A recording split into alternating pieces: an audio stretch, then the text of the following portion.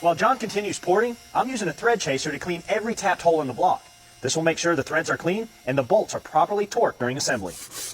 Now a quick sanding job on the block's gasket surfaces. The deck gets 80 grit sandpaper for the first pass. This will add some bite for the gasket to make a good seal. For the second pass, we'll use 1500 grit and wet sand the deck to slightly smooth the surface.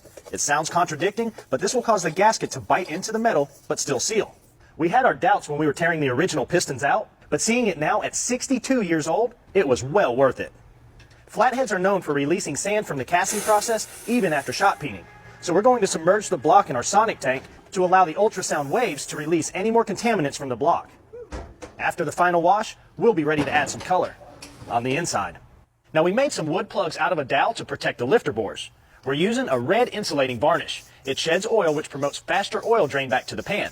It won't chip and it's chemical resistant. On the outside, a smooth coat of Duplicolor gray engine primer. This will give us a good base for the final coat to adhere to. For that, they're high-temp red engine enamel with ceramic. Now the block will get several coats to give it a look that any old-timer would approve of. Looks like Picasso himself painted this.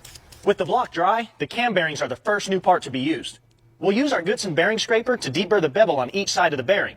Doing this eliminates the chance of any rough edges being rolled into the bearing as the cam is installed. Go ahead. Making sure the oiling holes are oriented correctly, tap the bearing into place. Good. Now we can spray a light coat of WD-40 on the cam's journals and test fit it.